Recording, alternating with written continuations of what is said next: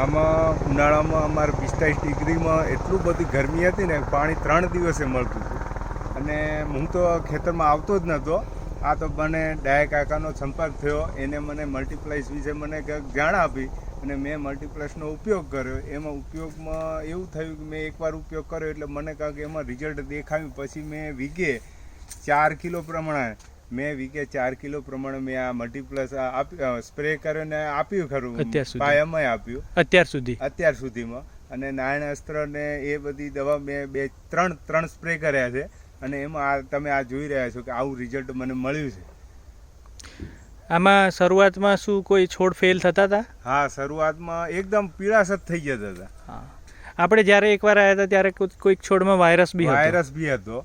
એને પછી જે અમે દવા આપી હતી નારાયણ અસ્ત્ર ને જે ઓલ ક્લિયર ને નારાયણ અસ્ત્ર નો મેં સ્પ્રે માર્યો, એના પછી તો બહુ સારું રિઝલ્ટ મળ્યું મને.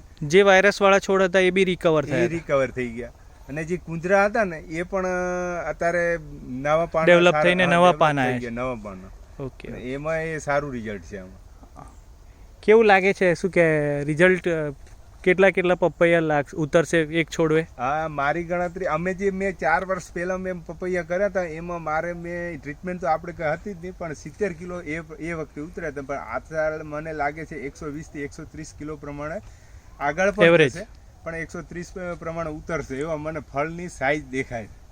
અને કોઈ ફ્રૂટનો ટેસ્ટ કર્યો છે? હા, ફ્રૂટનો કર્યો છે મેં. છોકરીઓ માટે પેલું ફળ લાવીને દીકરીઓને આપી હતી. દીકરી કે એટલું બધું મીઠાશ છે ને, આમ મને કાકા કે મને ખુશ થઈ ગયા છોકરા ખાઈને કે બહુ મીઠા, બીજું લાવજો કે. મેં કહ્યું બીજું તો પાક્યું નથી હજી ખેતરમાં, પણ ઓકે. એટલે ટૂંકમાં મલ્ટીપ્લાયનું રિઝલ્ટ છે?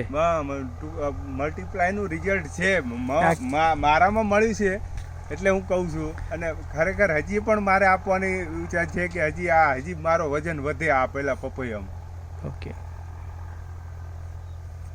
ઓકે, નમસ્કાર મિત્રો, થેન્ક યુ.